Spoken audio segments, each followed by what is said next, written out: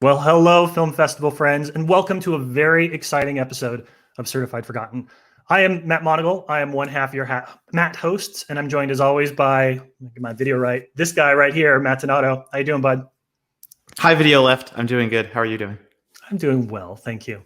A few words about this podcast, because if you're listening to this for the first time, if you found the Real Love Film Festival and are exploring the awesome array of podcasts they have set up, which I recommend you do, then we are primarily a horror film podcast. We talk about films that have 5 or fewer reviews on Rotten Tomatoes. And that number's a little arbitrary. 5 is easier than 3 and harder than 7. So, that's kind of the reason why we chose it. But primarily what we're interested in is movies that sort of fall through the cracks of modern distribution. So, with a million amazing, awesome independent film festivals like this one popping up every year, with so many films and the barrier to entry for filmmakers getting lower than ever, there's just a lot of really, really good horror that never ever gets seen. So in our best episodes, when we're on the top of our game, Matt Donato and I find those, we catch them, and we bring them to you. That sound about right? Yeah. Also, we have a cool new theme song. So yes, we do. We do have it. If you are a longtime listener, thanks for following us to the festival. That is a brand new theme song. You're going to hear that on every episode going forward, and we'll shout out the creators at the very end of this episode. But for this episode, we're going to be talking about a very special film, which means we had to have two very, very special guests. So Donato, please do the introductions, man. I will gladly do the introductions here. I've been trying to get both of them on the podcast for a long time now, so this is a nice coming up together for a special event. I think we held it for the right reasons. They have requested that I refer to them as the Queens of Collider, or at least one person requested that and demanded that. I won't specifically say which one did, but you know them as Collider's The Witching Hour podcast hosts, as well as the Queens of Collider. I won't even take that away from them. So I will introduce, as always, Perri Nemiroff and Haleigh Foutch. Perri, Haleigh, welcome. Hi, friends. Why do you indulge me like that? Because you gave me the opportunity like I wasn't going to. That's perfect. I mean, when you come into the room and basically say, "Hey, I do the introductions here." I've been trying to get both of them on the podcast for a long time now, so this is a nice coming up together for a special event. I think we held it for the right reasons. They have requested that I refer to them as the Queens of Collider, or at least one person requested that and demanded that. I won't specifically say which one did, but you know them as Collider's The Witching Hour podcast hosts, as well as the Queens of Collider. I won't even take that away from them. So I will introduce, as always, Perri Nemiroff and Haleigh Foutch. Perri, Haleigh, welcome. Hi, friends. Why do you indulge me like that? Because you gave me the opportunity like I wasn't going to. That's perfect. I mean, when you come into the room and basically say, "Hey, I only have one request, and it's please refer to us as the Queens of," then I'm like, okay, we got to do that. We have to honor that, right? I appreciate that. So, Haleigh, Perri, this is your first time on our podcast, which means you get the opportunity to talk just about yourselves for a little bit. Here on Certified Forgotten, we talk about the film. We're going to get into Breaking Surface a little bit later in the episode. But one of the things that really excites us is kind of hearing about film critics and filmmakers and their history with horror and how they came to love the genre for themselves. So I'm going to start with Haleigh, and I'm going to ask you the question I'm going to ask Perri in just a second, which is, what were those first couple of horror films for you? What do you remember watching that got you really excited for the genre when you were younger? It's very specifically Nightmare on Elm Street 3 was the first actual horror film I saw, and it was not allowed. Perri's heard this so many times, I think. I apologize to you, but this is the cost of being my friend. I love it.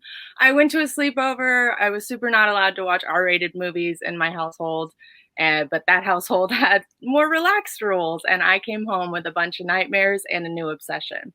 And I was allowed to watch Jurassic Park. That was a major factor into why I'm such a monster obsessive now. I got a little Indo-Rex up here. But those were sort of two really essential ones. And then, that Wes Craven-y seed that was planted with Nightmare 3, even though he didn't direct that one. But it fully blossomed when I became the hardcore obsessed with Scream. Once I wasn't allowed to see it in theaters, but once it was on video, my cousin and I spent an entire summer vacation just watching it and watching it and watching it and watching it, to the point that when we drove her home from her stay at my house, we just recited the whole movie in the car. And my dad was like, "I'm so glad this is over." Well, I like that. And Scream is a kind of like an obsession film. Feels like a good one because it has its own footnotes, right? Like you have the ability to be like, oh, I watched this horror movie, and it literally says, hey, here are all the other horror movies you should also watch. So was that part of the discovery process for you? Did you find yourself going out and watching every horror movie you could find that was referenced in Scream? Oh, definitely. And I think there's something really exciting about, and I'm sure Perri might feel the same way because I know she's also Scream obsessed. Everyone knows she's Scream obsessed. But there's something really pure to being able to see it for the first time, not knowing that stuff and falling in love with Scream the movie, and then having that open up the whole genre to you. Like, I love the way you say it has its own footnotes. Exactly. It does point you in all the right directions. And like, not to me too serious, but after my father passed away, which will probably come up again since we're talking about sisters, that kind of removed the no R-rated movie restrictions in the household. So right around that time after seeing Scream, it literally was like the whole world of movies opened up to me. I wonder if, because I'm a creature feature fan as well, and you drew it immediately back to Jurassic Park, and I never really did in my own mind because my early stages were Jurassic Park as well, and I definitely was terrified when I watched it the first time. Like, I watched it too young for myself. It was one of the first horror-y experiences I had, and I had specific nightmares about the velociraptors, but also, like, I think that might have been what created my love for creature features as well. Like, that makes sense now. Like, that just, like, made sense in my own head. I've opened up a new world for you, Donato. You're welcome. We're gonna be like getting into some childhood stuff, I feel like, in this podcast. So it's a fitting intro. Yeah, I sort of feel like Certified Forgotten is just a weird horror therapy session for Donato and I, where we get to like work out our childhood obsession with the genre with our guests. So maybe that's healthy, maybe that's not, but it's what we're doing. We're like 40 episodes in, so we're going to keep doing it. Perri, I want to open the floor to you for the same questions, kind of talking about those early horror films and what made you such a big fan of the genre. I don't know what you guys are talking about. Scream has nothing to do with my love of horror. Sure. That was obviously a big one for me. The first one I ever remember watching, though, was I was a teeny tiny child, and I must have been probably 4 or 5, and I was at a friend's house, and she put on Killer Clowns from Outer Space. And at the time, I didn't understand that was a horror comedy, but now I do know that, and I love it for that reason. But that's kind of what started it all. I'd say the next one I have a vivid memory of watching and having situations where that movie definitely kept me up at night was probably Poltergeist. And then I think that the real clear love of genre and the fact that I preferred it to other genres hit me full force when I saw Scream. And like you guys described, that was a gateway experience for me. I had never seen the original Halloween, and I watched it because of Scream. And I explored Wes Craven's entire filmography because of Scream. And I have a cat named Deputy Dewey. I am mildly obsessed and very proud of it. That's amazing. I'm sorry, what did you think Killer Clowns was when you watched it? A documentary? I thought it was a truly like straightforward, horrific clown movie. Like, I was never afraid of clowns as a kid, but I definitely laid awake at night thinking that I was going to be in a cotton candy cocoon with a clown drinking my blood. See, the clown for me is Poltergeist. Like that, like, oh my God, the clown and Poltergeist. Again, Velociraptors and the clown and Poltergeist, little Donato nightmares, 100%. Maybe sometimes both at the same time as the Velociraptors clawing me and the clown laughs. But that's, again, therapy. I should probably save that one. The Poltergeist scare that kept me up at night even more. I used to have, I used to think I would see the trees moving in the backyard through the shades, but the one that really freaked me out was the braces scene, because I knew like braces were inevitable for almost all children. I was going to have them eventually, and that scene genuinely terrified me. Yeah, I know that our friend Mary Beth McAndrews and Terry, right, run the Scared to Death podcast, which basically talks about those first films. And then people that have listened to the show know that the first movie that scared the hell out of me was Tremors 2, which is not a really cool thing to admit as like a professional film critic. Is like I stayed up in my like 13-year-old, terrified state of mind all night long because the little walking creatures in Tremors 2 had scared me so bad. But you can't, I don't know. I feel like you don't always get to control what the first horror movie you see is. And so it could be Killer Clowns. It could be Tremors 2. It could be look back and say, oh, it's super silly. But whatever that first one was, man, it's going to scare you. It doesn't matter. It doesn't matter whether it's regarded as funny or not now. Even thinking about things like episodes of Are You Afraid of the Dark? A show that was horror but was very much geared towards children. There's still certain visuals from that series that'll creep back into my mind. We'll talk a little bit. Oh, go ahead. I was just say, for me, like, the scary stories to tell in the dark art was even before movies came along, giving me little creepy energy and making me a creepy little weird kid. Yeah, I think probably we all owe X-Files a fair amount of therapy bills too for the amount of damage that did, because some of those episodes today still scare the shit out of me, which means, they were doing their job well.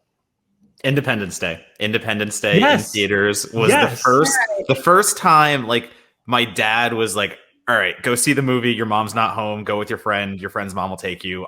He's like, I'm not telling you to, but go for it. And the scene where Mr. Crazy Doctor gets thrown against the glass and is taken over by the alien and used as a puppet, that was the first time in a theater I was like, I'm terrified, but I kind of like it. What is this feeling? Yeah, and I'm like several years older than you, so that's doubly embarrassing for me. But 100% it was Independence Day. Definitely another scary one for me. Well, Perri, I want to ask you too, and Haleigh, you'll get this question in a second, so you'll have a moment to prepare. Talk about how that love of the genre has kind of informed your career as an actual film critic. How you went through the process in high school, college, and beyond, kind of established yourself as an important voice in this industry, and kind of how you retain those connections to the genre that you love throughout, how that informs the work that you do. Well, first off, fair warning here. Dewey is in shedding season, so if there's hair floating or on my face, it's because he's on my lap and I keep touching my face, which is dumb because I'm allergic to him. But for your actual question right now, I think it made a really big difference for me when I was first starting out in this industry to have something that felt like a safe space that not only I really understood, but I had such like an uncontrollable passion for. I love film in general, and I'll watch everything and anything that comes my way. But there was something like, especially when I was first starting out and feeling out the industry, I just felt comfortable covering horror. And that was also one of the first communities within a community, I guess, that I found. I found it the easiest, Matt knows, to make friends through covering genre festivals and just films in general. Because when you go to these screenings, like, I have a lot of friends who are just like, horror's not for me and I'm not going to go to that screening. But there's always the same faces at all of the horror releases. And I think that makes a pretty big difference. Yeah. Haleigh, same question to you. How has that informed your career? I mean, so like I remember very specifically, I didn't study journalism or even really set out to have this career. I had other aspirations, and then life came and does what it does best and effed everything out the door. But what's interesting about that is I do remember making a list of, like, in college, things that would be really cool things I would love to do. And one of them was when I was coming up and like to really into my horror fandom, my site was Shock to You Drop. And I was like, running horror content the way that Ryan Turek does, that would be a cool job. So it was always, even when that wasn't what I was studying or setting out to do, it was in like my mind space as a dream job, so to speak. And then I think everything Perri said is completely right. It is a inherently sort of bonded community. I remember the feeling of going to horror conventions when I was younger, and it's like, you just know the people there, even if you don't know them. Like, you have this shared bond. And I think it's not even, I've been to a lot of different kinds of conventions and that's always there, but there's something about horror that's like, people tell you shouldn't like it, so it makes that bond even stronger. It's like you're rebelling in a weird little way, even though it's one of the most popular genres, so that makes no sense. But we all know that the shade is real against horror. And that does translate into the industry. I remember going to a morning screening of Nurse 3D all the way over in Santa Monica. And there were like 10 of us. And it was like, you know what? The people here at 10 in the morning are the real ones. Like, we're in this together, y'all. Let's do it. So that is right to the heart what Perri said. I remember all those screenings for horror films that you mentioned, like those are the real ones on the Nurse 3D, and all the times that I was in New York and it was either Perri or it was Eric Walkuski or maybe both of them at the same time, and we were drunk on a Friday night because we had to watch The Boy. But like all those times there was no like press screening for a horror movie, and that was that same moment for me of like the real ones, in the sense that like we were still going to go out and see The Pyramid, The Interrupted or whatever, like that Greg, I forget even what the movie was, but like some crappy movie about a kid and Native American like hauntings and things like that. But all these movies that never got like the attention and the releases, but we were still like, we're going to go see this and report on it because we are horror critics and this is what we do and love. And like, it's not going to stop us. So like those were my real one moments, in the sense of like 10 a.m. after like literally me and Walkuski hung over on a Saturday morning watching The Pyramid in an empty theater at 10 a.m. because like, yep, we're here. We're doing this. It's like, it took effort to be there, you know, your heart. It was like painful to be there, like, oh, because the movie was bad too, but still like painful, like physically to be there. Yeah, I definitely miss all of those terrible films you had to go to like Times Square to watch back when I lived in New York. You know, that was there's no other reason would I ever go to Times Square except to watch some like 11 p.m. only showing of something that's going to be gone in 4 days. You know, it's moments like that where you realize like, oh, I think this is more of a lifestyle than like a freelance career. I think I'm just sort of in it now. That's pretty much what it felt like. Those screenings were either for movies like The Boy or they were for the Frozen sing-along. Oh, you know, that was the other film we were going to talk about on this podcast, and then we decided to punt on it. Very in your wheelhouse. Yeah, it had a few too many reviews. Yeah, more than 5. Yeah, it had more than 5 reviews, unfortunately. Well, before we talk about the film for today, the last question I have for you guys is, you know, this is the first run of the Real Love Film Festival. It is not, strictly speaking, a horror festival. I think we're actually the only technical horror content that's on the program.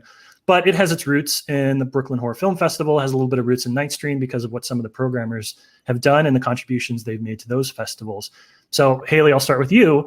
What kind of relationship, what do you think is the importance of this independent film festival scene to you as a genre fan? You know, if not the Real Love Film Festival, stuff like Brooklyn Horror, stuff like Nightstream, these organizations that are finding and putting stuff out there. What does that do for you as both a horror fan and a critic and a writer?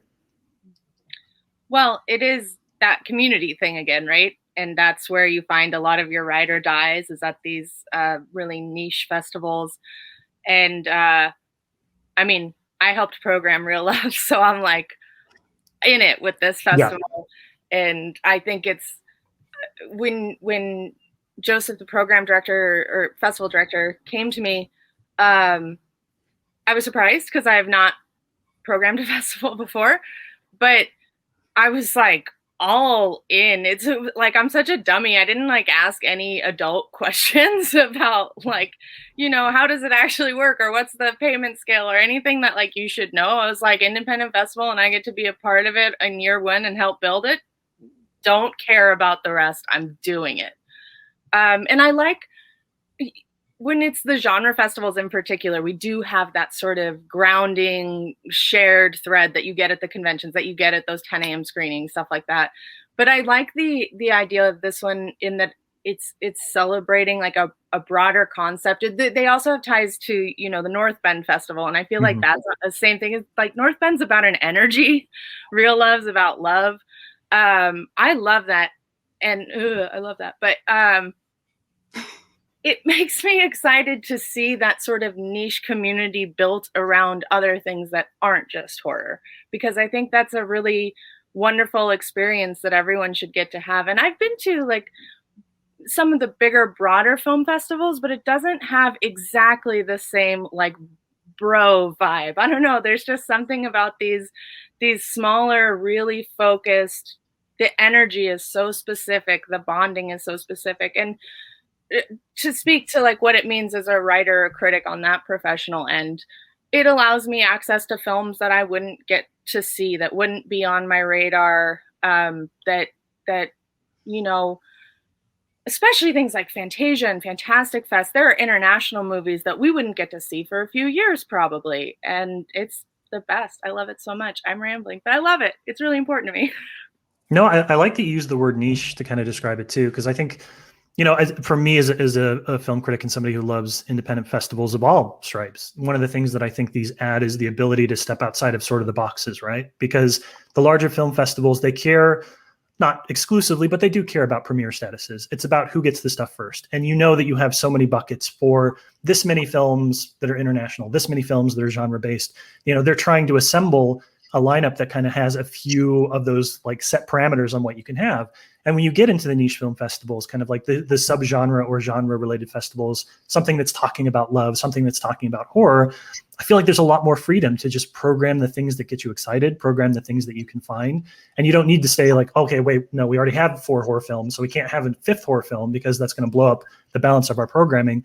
It just really allows you, the festival itself and the fans to come and just say, I know I'm going to see great stuff, because all that other stuff kind of got taken off the table. It's just about the best movies that they could find. Yeah, and I do want to speak to this being the only genre in the festival. We tried. It just wasn't. Love-themed horror movies weren't really available right now. 2020 wasn't a big year for love-themed horror, apparently. Yeah, and I don't. Maybe they all already came out last year. Production times are strange, but I did try. I was like, we have to have a horror movie. So I'm so glad we're doing this, because we need some genre up in this love fest. Well, I think, and that's a larger, broader kind of question, because it's like, where is the love-based horror? Because we have plenty, don't get me wrong. It's like, and we have our favorites with The Springs, and for me, even like After Midnight last year, like that was love-based horror done really well for me, but it's not in the forefront of the genre. Like, other than that, like love-based horror is kind of like Bride of Chucky and stuff like that, which has different appropriations of horror and different views on romance. So I feel like there should be a bigger push for horror and love, because it is there. It's definitely represented, but I kind of wish there was more of it, because we're a bunch of saps too. We might be horror fans, but like we got emotions too. Lots of them. The most recent that comes to mind is Matt. I know you love this, Spontaneous. Yes, That's probably the most recent one I can think of. But I think there should be more Nina Forevers and the Loved Ones in the mix right now, and there's just not at the moment. Well, the Loved Ones again is to call it romance is an interesting kind of romance. I think if you want to find something that fits the bill in this scenario, that would pass the test. Romantic horror is a big tent. We can bring a lot of different titles in under that. Perri, before we talk about today's film, I just want to hear from you too, kind of how you resonate and connect to the genre and independent film festival scene. Yeah, I'm from the professional standpoint.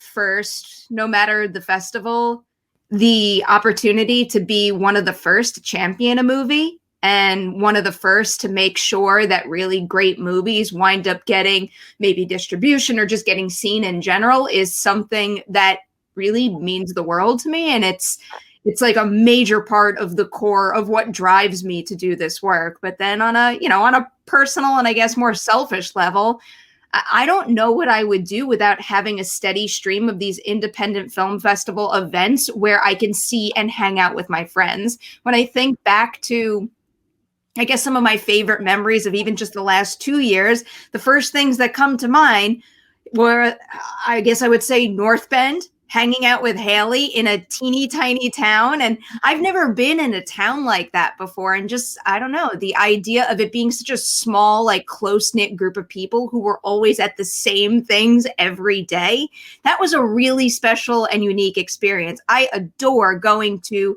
the Sundances and TIFFs of the world, but you don't have that same sense of community at the big ones. And then I think about going to New Orleans with Matt and a whole contingent for Overlook Film Festival. And Overlook has been one that's made such a big impression on me over the years because, as it jumps around from location to location, even the location that they set it at winds up influencing the sense of community, whether it was the Timberline Lodge, again, where we were completely secluded, or a place like New Orleans where, I don't know, we kind of we found our group and we went out with them, and pretty much everybody who was there for that festival would be at the parties at night. And as silly as it sounds to be like, hey, film festivals are fun because we all get to party and have a drink after, that's also where you get to spread your love for the movies that you saw. So it's an important part. And just to shout out Brooklyn Horror also, because that one made an indelible impression on me, because it is the film festival that screened the one feature film that I produced. And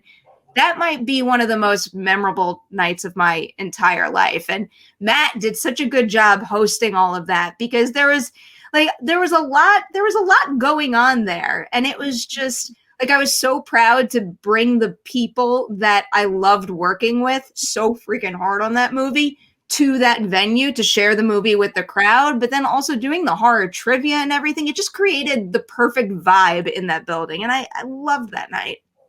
I think it's very easy to get lost at a bigger festival, I guess we'll say, as we talk about the importance of indie festivals. When I go and cover something like TIFF, when I go and cover something of that nature and that scale, it becomes about the work, and it becomes more about, I'm there to cover prestige titles and network with the right people because I'm in this area now, in this venue where I can. And I think it's easy to get caught up in that. It's easy to get caught up in yourself and doing that kind of thing, where in an independent festival, it's everything that you guys both just said. It's going to this little community. It's going to this place where everyone has this shared interest, and yeah, we're there to do work. And don't get me wrong, like, all of us do the work. All of us put the content out. It's there. Everyone knows what we're doing. But at the same time, we're there because, like, it's summer camp for us, and it's summer camp that it makes us sleepy and makes us, very anxious and stressed because we have so much going on, but it's always worth it. And that's the thing that we walk away with. It's always worth it because of these memories that we're recalling. And hell, I wouldn't know Perri if it wasn't for a small indie festival that I covered, and covering the short section. No one, shorts kind of get the short end sometimes. And if I hadn't covered those short sections, the first Child Eater iteration, I wouldn't have met Perri, probably wouldn't have met Haleigh by, just by association at that point. Everything gets tied back to these little festivals for me, and I'll never forget that. The work is great. What we do is awesome, getting quoted and stuff like that. Cool. All these little things that come along with being a critic. But when you get to go to an indie festival and just be around people that have the same mindset and the same drive and everything, it's a nice thing. Well, that actually serves as a really good segue to talk about today's film, because we've got somebody who's had a produced film at a film festival. We have somebody who's programmed a film festival. We have people that have covered film festivals. So this particular film that we're talking about today, Breaking Surface, had a very short, but hopefully impactful festival career of its own. So we're going to talk about that, and we're going to talk about kind of every side of what it means to have a horror film in a festival right now, and kind of where you go from there a little bit too. So when we come back, for those of you that haven't had an opportunity to watch the film yet, we're going to show you the trailer just so you can get a little taste. It's available on every streaming platform you can think of, so go out and watch it after this. But when we come back, we're going to dive into the movie proper. Bye.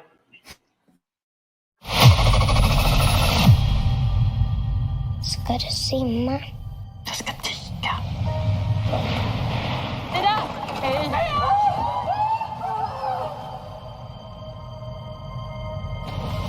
Kolla batteri och mottagning. Shit, du, vi får nog ta in grejerna till överhänget. Om något går till helvete.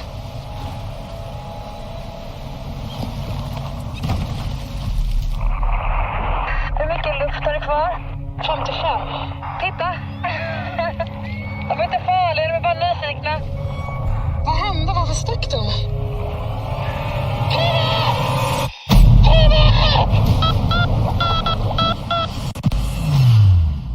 Jag sitter fast! Visa upp med din ficklampa, jag måste se vad det är någonstans! Går inte att rugga stenen! Stenroset har varit här uppe också, telefonerna och luften, och allting är förstört. Vad håller du på med när luften inte har slut? Det kommer ett flygplan!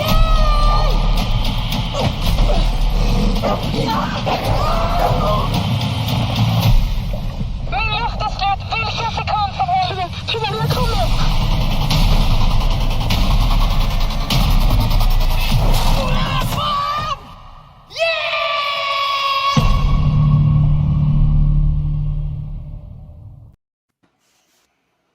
There you go. That's pretty exciting. A few words about the film before we start the conversation. So Breaking Surface is a 2020 film. It's a Swedish and Norwegian co-production. It's directed by Joakim Hedin. It stars Moa Gamel as Ida, who is the older of the two sisters and somebody who's kind of reached a bit of a transition point in her life. Her marriage isn't going as well as it has in the past. Her kids are kind of feeling a little bit of attention in the household as well. So she travels to visit her family and spend some time with her younger sister, played by Madeline Martin, who is they're going to go diving. It's a family tradition for the two of them. They have done this for years and years and years. But, sometimes when you spend time with your siblings, stuff comes up a little bit too. Tensions come up that you've been sitting on for a little bit. And unfortunately, that's exacerbated in this situation by the fact that the younger sister, Tuva, gets trapped under a rock at the bottom of the ocean. And you have like a little bit of time, 20 minutes in the tank. You got to get her up. You got to save her. So it's very much a survival horror film. It had its premiere at Nightstream in 2020, like I said, and it hit theaters late last year, late 2020, or streaming late last year, late 2020, and has kind of fallen off a little bit by the wayside. It had played at probably the most prominent genre festival of 2020 in a very weird pandemic year. And that still kind of wasn't enough to bring it up on the spotlight for a lot of horror fans. So we're going to talk about that today, and we're going to see if this film deserves a bit of a second chance, which I hope we agree that it will. I'm going to start with Perri again for this one, just sort of initial impressions. Usually we ask our guests to bring a film with them. In this case, we were just so excited to talk about this one that we kind of pushed it on you. So what did you think when you were like, all right, I got to watch this movie? What were your first impressions? I'm glad you did. I do really like all forms of survival horror. And in particular, I find myself drawn to the more contained ones where it's something along the lines of an open water, or a movie like this where it focuses on one location, a small group of characters. This is definitely something that suits my taste. And I thought the whole thing was very well executed, super tense from top to bottom. I don't know how much you want me to get into criticisms right now. I have one glaring one. Do it. I feel like all of you already know. I already know. I'm not. I genuinely. I know I'm overly sensitive about this kind of stuff, but I did genuinely find it distracting in this case how the movie treats dogs. Yep. I mean, that's not a funny joke to feed a dog a cigarette butt and then to joke that this is your second dog. I found that extremely off-putting at the very beginning, to the point that it was almost hard to get behind and root for Tuva. Eventually I did, because of the situation, and I thought that part of it was very well put together. But that was a major flaw of the introduction of the characters for me. And then obviously you guys saw it in the trailer. There's another dog in the movie, and that just felt totally unnecessary. I think because I'm so hyper focused on it, definitely plays a factor in me having such a big response to that. But also, even if you take that out of it, that moment does feel like just a device. Like, if she goes to any other location, there needs to be a life-threatening thing there. And what are you going to do in a remote house? Oh, just throw a dog in it. That's what it felt like, and it felt unnecessary. I think I would have felt the suspense and tension if she was just in the house looking for what she needs. The dog didn't need to be there at all, and I'm not a fan of that part of the movie. Yeah, let me throw this out there for fans like that, because I got a dog a few years ago and it totally changed how I seen that stuff in movies. I was like, oh, before I was like, what? And now I'm like, oh my god, the puppy. So I feel you on that. And this is the most surprising movie to ever horribly fail doesthedogdie.com. Like, really, really terribly fail their test. So if that's something that bothers you, keep that in mind going in, because there is a dog that does die. I will say it's not the dog that you think is going to die early on. So at least you have that. There's a little bit of a spoiler for you, but it does definitely, if we're talking about this for like love between a human and their pet, I'm not sure that's the most positive portrayal I've ever seen. I will say though that other dog probably will die because it's eating cigarettes. That's also true. Yes. Haleigh, setting aside the issues of the dog, what did you think, Haleigh? Well, I did have issues with that, and not just because I'm a sensitive animal person, which I totally am, but it's the device thing. It's the cheapness of the writing to me that rubs me the wrong way when people use a living creature as a weapon just to spice up their scene. Don't care for it. But otherwise, I do have some other qualms, but I just think that the main character is so stupid and it's a problem for me. But I think that the technical execution of the thrilling elements is fantastic. Like I was totally, that sick to your stomach feeling. You have it the whole time, really elegantly strung together to never really let you off the hook. But we'll get into that. I probably, as we talk about the sisters, and I wish, if the dog cigarette thing hadn't been there, like, I'm so into that other sister. And I think that the film kind of gives you a more interesting character and then sidelines them. And I think it's a real testament to the filmmaking that I have all these character problems and still was on the hook for the whole movie. Well, let me ask about that, because you were talking a little bit about the Ida, the older sister, and kind of her little arc. What did you guys think? And Perri, Haleigh, what you guys can answer whatever, if you have anything you want to say here. What did you think about the way that the film sort of sets up the safety elements of diving? Because there are these two interesting contrasts that are going on, right? There's the older sister who is in over her head, and the film just continues to pile on her a little bit. But the film goes out of its way, I think, to set up the premise as something that they prepared for. So many survival horror films are saying like, oh, like they drove out in the middle of nowhere, they didn't charge their phone ahead of time and now their car broken down. Like, you're like, okay, this was always inevitable. But this film takes the time to say they have safety tanks, they have a buoy, they have a fully charged cell phone and a satellite phone, and then strips away all of that from them. So as people that spend a lot of time watching horror films, does that make an impact for you in a survival horror scenario where they try and set the characters up to succeed before they make them fail?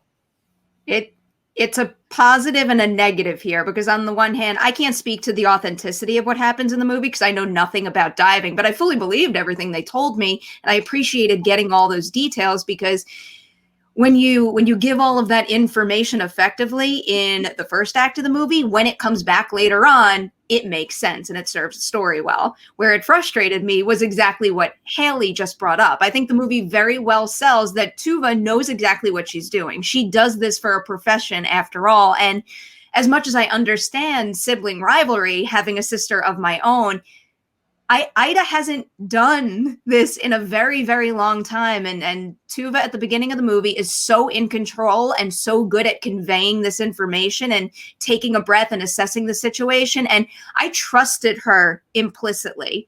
So when at almost every turn in the first act, Ida insists on doing something else, the frustration just grew and grew and grew. And I do understand in a life or death situation, emotions can take hold and you can have knee-jerk reaction to things that don't entirely make sense. But there's only so many times you could play that card before you stop liking the character. And I think that did kick in. But again, I'm going to echo what Haleigh said. The thrill of the situation never dissipated. I felt it from top to bottom, even though I found her especially frustrating to watch. Well, I have a follow-up question for that then too. One of the things that I thought was interesting when the film kind of ran its course, and I was thinking back on it, is they never really foreground the tension between the sisters. It's all subtext. They don't have this "I'm about to die, so let me tell you how I feel" scene that a lot of these films have. So how do you think that the film kind of balances that? Because a lot of the character decisions seem to sort of almost be taking the place of the conversations that they're not having, that other movies might them have. Like Tuva could have said, you always go into situations unprepared, you never listen to me. And instead the film kind of showed that a little bit. So I'm curious how you two felt. Did it balance those? Did it feel a little bit like they were trying to turn the tension between the characters into the actions that Ida takes? Did that just not work at all for you? Well, I'll just say that I think the way you describe it makes it sound better than it plays, because it does make her so infuriating. Like, I appreciate not having everything spoon-fed, but I think it's the consistency with which she ignores every piece of good advice becomes too much for me to be like, well, at least they didn't tell us. Honestly, at that point, I'd prefer they just told us once and do something else, because it's like, I think that when it comes to that, people make bad decisions in life or death scenarios, things that Perri brought up, that's better used occasionally to heighten a scene, but not as the crux of a character's entire behavior pattern. No, I hear you. So I'm going to go back really quickly to a movie called 12 Feet Down, I believe it is. And I'm looking it up just to make sure. But it is, 12 Feet Down. And it is, we'll call it an aquatic contained thriller. And it basically takes this premise to a degree, but does it in an indoor swimming pool and uses two sisters who are reliving their swimming days and covers them for a long weekend in the pool. And it becomes them trying to get out, and it becomes them, one gets injured unintentionally, one is trying frantically to get the other out and save the other. I'm going to say they have a lot of the same character traits that these two sisters have. And in that movie, they spend the whole time bickering and fighting, and they do the over-dramatic side of it, where like it was weird to contrast these movies in a way, because I'm watching these two films that kind of have the same concept, and one is so far on one side and one is so far on the other side, where I'm like, if there could have been an in-between here, I think like it would have been the perfect movie. And like also to go back to the beginning too, of like just talking about the movie like conceptually and like how it acts, like yeah, it is really good at the tension, because they found a way to sustain this underwater scenario where someone is losing air, and there's a clock, there's time happening, and you have so little time to get what you need done, because in 12 Feet Down, they do that by turning it into a killer scenario. So now you've locked these girls in a pool, and you give them a way out, and the way you keep them in is by introducing a psychopathic character who's specifically leaving them there and toying with them the whole time. And you're like, so for me, Breaking Surface, I guess I'm like drawing these comparison points because like Breaking Surface is so unique in the sense that it aligns more with 47 Meters Down, and it won me over for that sense. Without saying, if it had sharks, of course you have me, but like it doesn't, and that's fine. No, it has killer whales. It has killer whales for like a second. It does have killer whales for a second, but they don't attack. So are they really killer? But in any case, it's what they do with the sisters is frustrating sometimes to me. I'm agreeing with everything you guys are saying, but the same respect, like looking at the other side of how things could have gone, I kind of like this easily survivalist, jumping right into it kind of mentality where we're here, we have to get it done, we know what's going on, versus the, oh god, we're trapped under a pool, what are we going to do now, I'm bleeding, oh my god, there's a psychopath. Like, I don't know, it was a weird juxtaposition to play in those. Well, I like kind of 47 Meters Down as the middle ground of that, because the sharks make it so they don't have to be dumb. It's like anything they try to do, the sharks are there to mess it up for them. Not that I'm like, the people in that film aren't like geniuses, but they do a good job of trying to survive. The added complication of the sharks makes it so that there's something working against them, so they don't have to work against themselves so aggressively, maybe. But I also did want to, like, what you said about the clocks, I think is maybe the film's greatest strength. It's a weird comparison, but it kind of reminded me of how McQuarrie can do things with his Mission Impossible movies, which is that he sets up like 6 different clocks at the same time, which is kind of what this film has going on with the oxygen, with the how many times has she gone up and down, how much is left on this tank versus this tank, why this isn't working. Like, they do a fantastic job of lining up a series of ticking clocks to keep you engaged. I have a question. Did any of you ever get the impression that someone might have been doing this to them deliberately? No. Briefly. Interesting. I think that some of the ways that it was shot and edited made me feel like maybe someone was legitimately, like, I don't know how possible this is, but carving out pieces of rock and pushing them in. And I also got a little confused when she surfaces for the first time and the stuff isn't precisely where they left it. So for me, it was that first rock that hit. They do this very The Hills Have Eyes moment to me, where they hold on the top of the mountain or the overhang, whatever we're calling it in that sense. And every right of it has to be that, like, a rock fell. That's fine. You're in nature. These things happen. Avalanches happen. It works. But the way that they lingered on it and the way they held on the top of that overhang, I was like, somebody could be up there. I think it dissipates eventually. I think they do remove any doubt. But I did have that brief. It took a little while for me. Like, it essentially colored every single thing that happened thereafter. Like when she kept harping on the house, I started thinking to myself, oh, that's where the killer is. Or, even when, rescue seemingly arrives, I found myself dubious of that and whether or not that was going to help or hurt. Yeah, that's interesting, because if you start getting that suspicion, the movie does not necessarily dissuade that for like most of its runtime. You can kind of toy with that theory for pretty much 95% of the whole thing, maybe up until even the last shot, where you're like, okay, maybe this was a natural disaster. I might have been harping on that for a while. Well, let me ask, we talked a little bit about the relationships here. I want to talk a bit more about, the way that it's shot too, because Perri, you brought up open water a few minutes ago, which is great because I had these facts memorized just for this moment in the podcast. The reason why a lot of these survival thrillers are popular is because they're cheap. Open water cost less than $500,000 to make and made $55.5 million worldwide, which is a great return for the producers and for the filmmakers. And, there have been millions, probably not millions, lots of these kind of movies before where it's one location. People are trapped in the car when it gets snowed under. People get trapped on a ski lift overnight. And they're all inexpensive because they're these one settings. But this is not a film that strikes me as worried about, the look and feel of it. It is such a pretty movie. It is such an impressive, underwater cinematography is so impressive. And we've all seen really bad underwater movies, so we can definitely appreciate the difference. But this is a movie that looks like it was made for $55.5 million, not $500,000. So talk to me a little bit about what you guys thought with regards to the, how it was shot underwater and how that kind of held and maintained the tension from something we don't usually see in kind of these lockbox thrillers.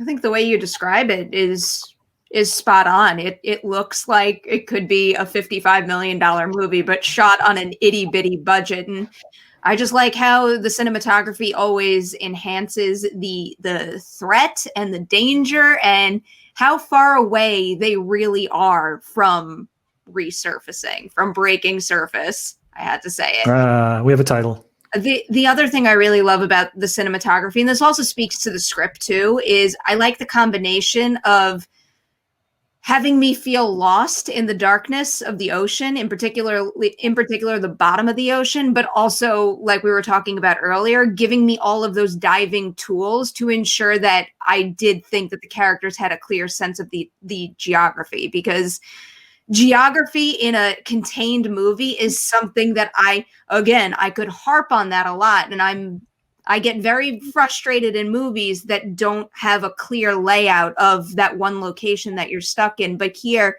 I think it's a situation where the disorienting geography and the information they give you about diving well suit each other. I think it is one of the standouts of the movie. And there is that scene with the killer whales, even though like being the creature person, I'm like, I wish they would have tried to eat them or something. Not the humans eat the whales eat the humans, just to be perfectly clear. But I don't actually wish that, because I think that shot is so effective. It is the moment for me where I was like, okay, you got me. Now I'm in, because that's creepy and spooky. And if I saw that happen, I would be freaked the hell out. And then, of course, it's immediately followed by a shit ton of action, which is great. But that sort of sense of style is also really beautiful. Like, it's a really good-looking film. That shot of the whales, had they not skittered out and made you feel afraid, could have been like from a nature doc. It's a beautiful-looking film, and they did make a lot of their money. And it is interesting because 47 Meters Down is one of the few movies I couldn't get through without pausing it, because I can get so sick and anxious about the ocean. I think it's cosmic soup and it's dumb as hell that any humans go in it ever. Like, don't go in the ocean. Don't go above the waist into the ocean, and only do that in clear water. It's a foolish endeavor. So I thought it was interesting that I was so often like, wow, this is beautiful, because I hate the ocean. So anyway, props to the photographers there and the cinematographers, but don't go in the ocean. I guess that's what I'm getting at. That's what they're getting at too. Yep. Yeah, I was gonna say, for me, I go to a movie like The Reef, and there are ways to film underwater cinematography and there are ways not to, and there's even ways to get around it. I look to a movie like The Reef, which does a large majority of, again, I'm going to talk about a creature feature really quickly, but a large majority of its shark work is like pulled from National Geographic and pulled from these extraneous sources that aren't recreated. They're just taking like, oh, here's some cool shots of a shark. Obviously, the shark is nowhere near the actors, and you see that because there's a very clear divide between the cinematography done above the water and the grainy, like B-roll footage of the reef underwater, because it's not really shot. It's stuff that they kind of just found and stuff like that nature, or at least it feels like it, let's say. So to have a movie like Breaking Surface, which feels so natural underwater, and it feels like kind of like we're just gliding through the ocean, and we've been like transported there, not like we want to, because that's my nightmare. You'll never get me cave diving. That's never going to happen. But to feel like that was just so natural and authentic, and to be gripped again as well. Like, I thought the shots were exquisite when you go above the surface, when you're breaking surface and it's snowy and you get these amazing shots basically of like Ida breaking down in the snow, the dog just looking at her. For as poorly as they treat the dogs, and they do, and it's horrific, and all of those things, Nut is a great actor. Like, the dog Nut is fantastic in the way that he is always contemplating what's happening and reflecting off Ida, in the sense that like when Ida breaks down, Nut's breaking down, and Nut is just like kind of like pause on the ground and just kind of like sitting there terribly. But as the snow is falling, the camera like goes up on the mountaintops, and it's so beautiful in the way like the stone plays against the snow. Everything is so thoughtful in the cinematography. It's never forgotten. It's never there. And the last time I'll mention 12 Feet Deep. I might have called it 12 Feet Down before. I apologize. The movie's called 12 Feet Deep. But that very much felt like someone took a camera into a swimming pool for a long weekend and filmed their movie. This very much felt like Monagle just said, there was a tremendous budget that did not exist. So they were punching well above their weight class here. I like that you brought up the dog too, because the same way I feel about that shot of the whales where I'm like, my God, that's beautiful. Every time there's a shot of the dog, I'm like, look at that gorgeous dog. Yeah. He's such a good boy. Yeah, and so well photographed. The camera loves him. I'm going to say that Tuva's brush with death got her to stop feeding cigarettes to Nut. So I think that's the secret ending that I'm holding on to there. Well, last question for you guys then. And I'm going to draw on your experience, but kind of behind the scenes in film festival life as well. This played at Nightstream. A lot of really good movies played at Nightstream this year. Nightstream, if you're unfamiliar, was sort of the Transformers mashup, the Captain Planet of all the little independent horror film festivals that weren't necessarily going to be able to run this year because of the pandemic. They got together and created a super online festival. And this is one of the films that was selected. I don't remember there being a lot of buzz about this one coming out. That's sort of validated by the fact that there are 5 or fewer reviews of this film on Rotten Tomatoes. So thinking about this going forward, Haleigh and Perri, do you think this movie deserves to find the audience that it's so clearly missed? And if it does, where does that exist? How does it kind of gain the following that it, maybe dog stuff aside, should have gotten as a really technical and competent survival horror film? I do. I would recommend this to anybody who likes the, the open waters, the reefs, and the 47 meters downs of the world. But I'm trying to think of why something like this might have fallen through the cracks there, and the only way I can really figure it out is thinking about my own process when it comes to picking films at festivals. And the way that usually goes is, because festivals are work, I always prioritize what is best for Collider and what will do well on the site. But then with all the additional time I have, I do try to fill my schedule with as many things as I possibly can. And it simply comes down to the importance of that one image you always release at a festival and the synopsis for the movie. And, I don't know what the image is. I don't know precisely how the synopsis for this reads, but I would like to imagine that if I had put more time into covering Nightstream, that this would have risen to the top of the list. If I read what I imagine would have been the logline for this movie, this would have been a priority for me, just because, as I said before, this is the kind of thing that just, it's in my wheelhouse. It suits my interest in genre. So it's a little surprising to hear that it didn't make waves. Now I can't help it. Puns all around. But all right. As far as far as what they can do from here, I think you guys are kind of doing it, and that speaks to the beauty of the horror community again. Is there's real power in that community. There's real power in terms of, just finding a movie that you love that is undervalued and telling your friends in the community about it. And then that voice does radiate out through, I know social media has a very negative connotation to it all the time, but social media can be a very powerful tool for us all as horror lovers, part of this group, just all kind of, shouting out to the because there's people that want to know. There's people that listen to your podcast that watch our shows and they want to know. And, if we're all getting behind one movie, which I think is very possible, even after a festival run like this one had, like you gotta take those tools and run with it. And I know that even though I have clear issues with the movie, I will probably recommend it to a bunch of people I know who will be interested in it. I think that I hate saying this while Parasite is still the reigning best picture winner, but this was a different film festival. When I think a lot of times when you go to a film festival, it doesn't matter if there are subtitles or not, but I think that when you're talking about opening up your film festival digitally to the public, a lot of people don't want to watch subtitles. And it's not like just going and sitting down in a theater and it's whatever's whatever. I would imagine that was a factor for people who are like, well, what's a good horror movie I can watch right now? Oh, I don't know. I know my family does that.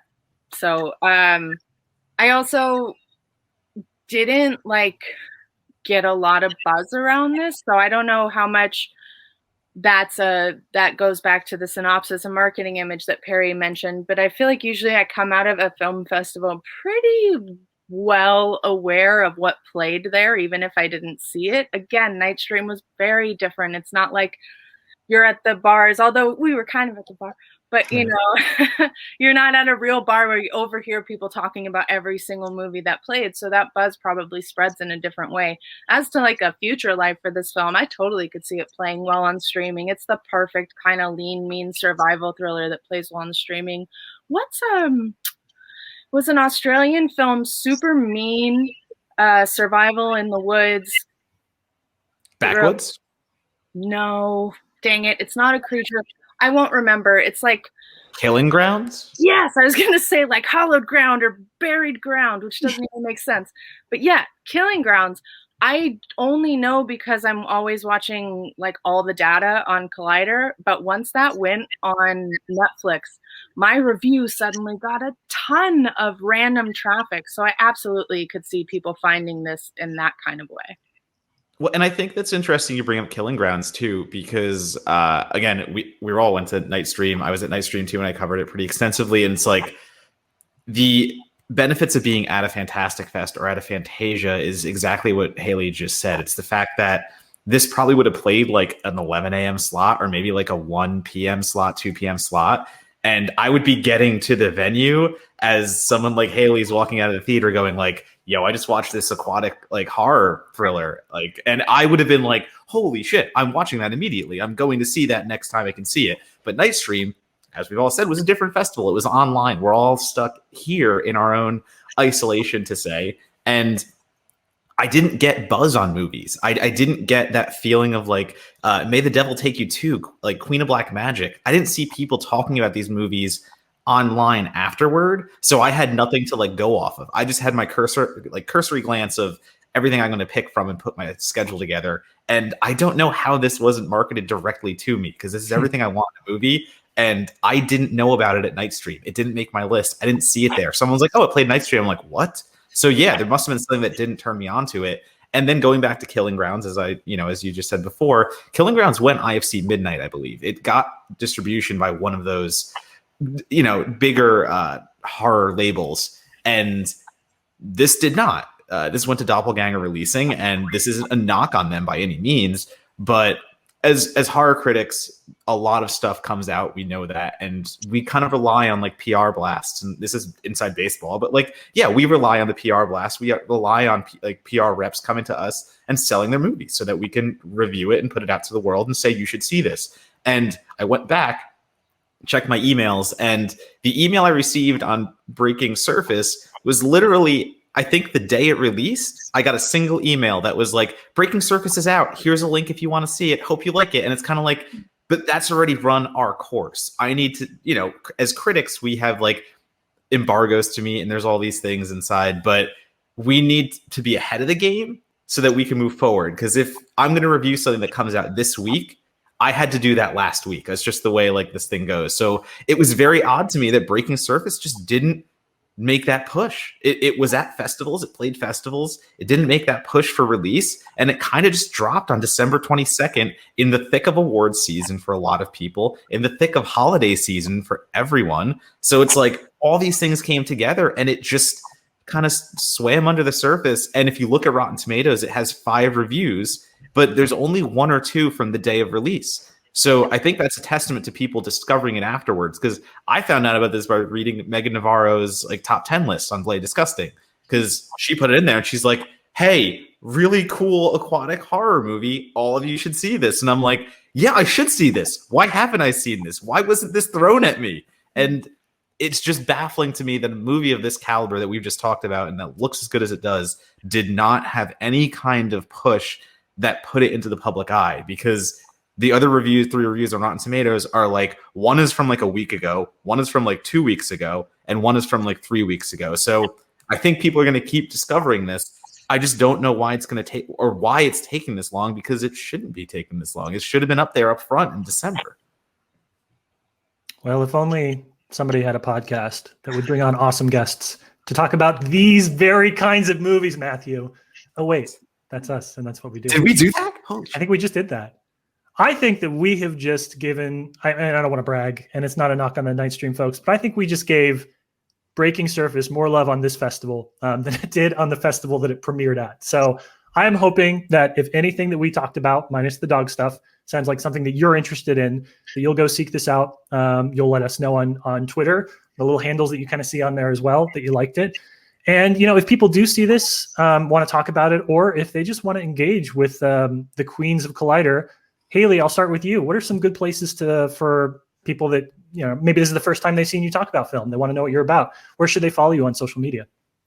Oh, yeah, definitely. I'm on Twitter at Haleigh Foutch. I don't tweet very often, but I've got a real killer retweeting curation thing going on. Just a heads up, I don't talk much there. But if you do like the way that I ramble and don't make sense ever, obviously watch The Witching Hour. That's where I do it the most. And on... I'm trying to keep up on Letterboxd. I won't do it, but I'm trying to log everything I watch. So I'm Haleigh Foutch on there, and I'm Haystack McGroovy on Instagram. See, the rambling. Awesome. Perri, I know that all of your projects, a lot of them tend to involve the people that are here right now, but talk about where people can follow you and engage with you on social as well. I am on Twitter and Instagram at Nemiroff.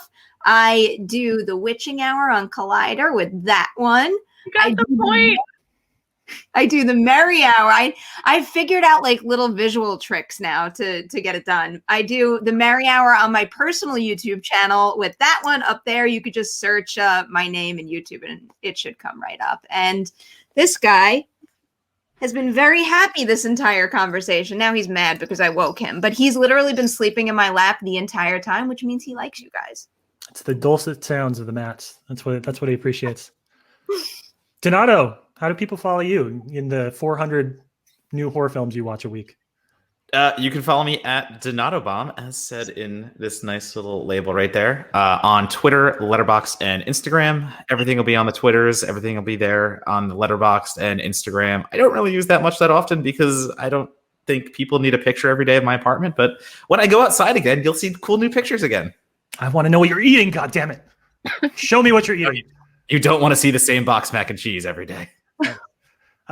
As for myself, you can follow me on Twitter at LabSplice. That's right there. We would encourage you also to go and visit certifiedforgotten.com. Yes, we are a podcast, but we're also a website, and we feature a lot of really cool criticism from a lot of, primarily a lot of younger and newer writers. They have some really amazing things to say about some films from the last 20 years or so that we're happy to share with our audience. I do have a few thank yous that I want to throw out here real quick, and I wrote them down so I don't forget. First of all, thank you to Joseph Hernandez and the Real Love Film Fest team, which includes this one right here as well, for inviting us to be part of their inaugural run. This is such a cool idea for a film festival. I hope you take the time to watch a lot of the movies and a lot of the shorts. I hope you take the time to listen to the other podcasts that are being featured here. We have the Bad Romance podcast and This Ends at Prom. They're both professional friends of pretty much everybody here. We love their stuff, and I think you're really going to enjoy it. And finally, if you like that new theme song, which you're going to hear again in a second, I cannot say thank you enough to Annalise Nelson, who wrote the theme, and Jason Kay, who literally, we are contractually obligated to say that he did the shreds. He wrote that into his ask. He did that electric guitar part, so he did the shreds for us. So thank you to both of them. Donato, anything else you want to say before we wrap up today? Just all the thank yous, all the everythings. I'm not going to end today's podcast how I usually end our podcast, because it'd be weird if I whispered into the microphone in the Demon Wind voice. So a little inside baseball, yeah. If you want a little more of the Donato whispering into microphones, check out our podcast, and I'll whisper Demon Wind at the end of every episode, because apparently that's what we do.